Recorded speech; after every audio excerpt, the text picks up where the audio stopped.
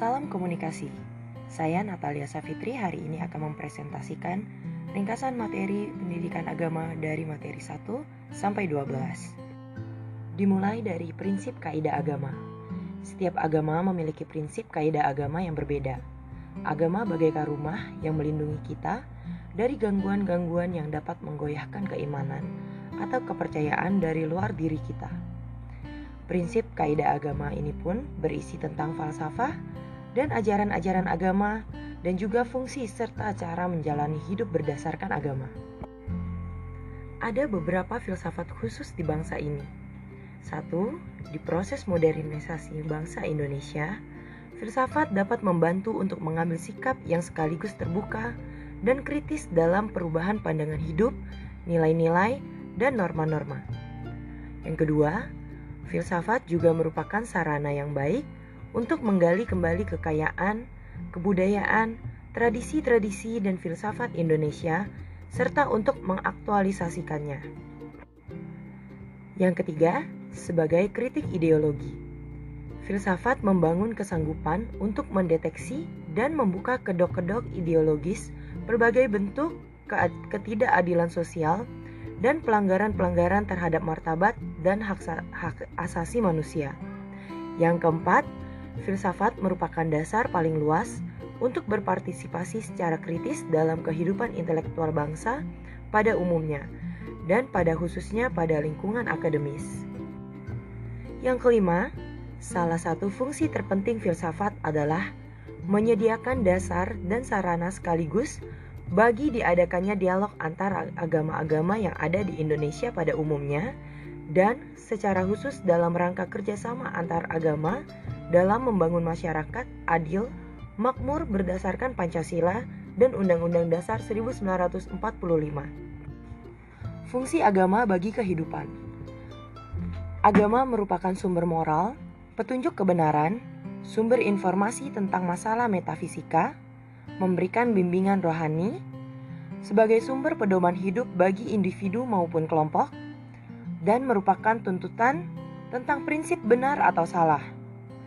Pedoman mengungkapkan rasa kebersamaan, pedoman perasaan keyakinan, pedoman membentuk nilai-nilai kehidupan, pengungkapan estetika atau keindahan,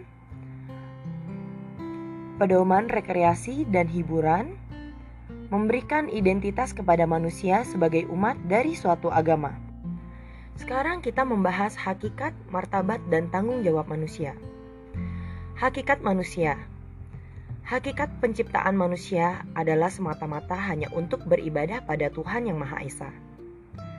Lalu, martabat manusia dalam beragama. Yang pertama, mempunyai kecenderungan dekat dengan Tuhan atau sadar akan kehadirannya. Yang kedua, dikarunia pembawaan yang mulia dan bermartabat. Yang ketiga, mempunyai kesadaran moral dapat membedakan baik dan jahat. Yang keempat, jiwanya tidak akan damai kecuali dengan mengingat Tuhan Yang Maha Esa. Sekarang adalah tanggung jawab kita sebagai pemimpin di agama.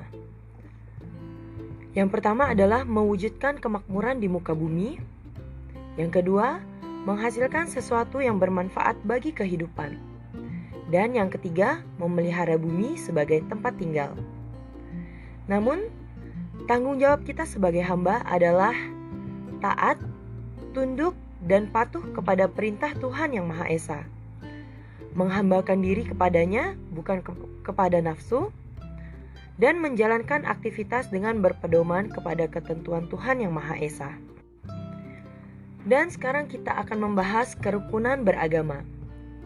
Kerukunan umat beragama adalah keadaan hubungan sesama umat beragama yang dilandasi toleransi, saling pengertian, saling menghormati, menghargai kesetaraan dalam pengamalan ajaran agamanya, dan kerjasama dalam kehidupan bermasyarakat, berbangsa dan bernegara, berdasarkan Pancasila dan Undang-Undang Dasar Negara Republik Indonesia tahun 1945. Pemeliharaan kerukunan umat beragama adalah upaya bersama umat beragama dan pemerintah di bidang pelayanan, pengaturan, dan pemberdayaan umat beragama. Sekarang kita membahas sumber hukum agama Buddha. Setiap aliran agama Buddha berpegang kepada Tripitaka sebagai rujukan utama karena di dalamnya tercatat sabda dan ajaran Sang Hyang Buddha Gautama. Tripitaka merupakan istilah yang digunakan oleh berbagai sekte Buddhis untuk menggambarkan berbagai naskah kanon mereka. Sesuai dengan makna istilah tersebut, Tripitaka pada mulanya mengandung 3 keranjang akan berbagai pengajaran. Yang pertama adalah Sutta Pitaka, yang kedua Vinaya Pitaka, dan yang ketiga adalah Abhidharma Pitaka. Di mana ketiga pengajaran ini adalah hasil klasifikasi dan catatan para pengikut Sang Hyang Buddha Gautama yang masing-masing berisi sebagai berikut. Sutta Pitaka berisi khotbah-khotbah Sang Buddha. Vinaya Pitaka, peraturan atau tata tertib para bhikkhu, dan Abhidharma Pitaka adalah ajaran hukum metafisika dan psikologi. Keyakinan agama Buddha. Agama Buddha memiliki konsep keyakinan yang mungkin sedikit berbeda dengan konsep keyakinan milik agama lain. Sada merupakan suatu bentuk keyakinan terhadap ajaran Buddha yang diawali dengan penyelidikan atau penelitian, atau datang dan lihatlah, sehingga tidak akan menimbulkan keyakinan yang membuta. Ajaran agama Buddha, contoh dari kesalehan dalam kehidupan sehari-hari adalah beribadah rutin, selalu melaksanakan dan berbagi dhamma, selalu berperilaku baik, saling tolong-menolong, menebarkan cinta kasih, menghormati, mengasihi semua makhluk. Sekian presentasi saya, terima kasih.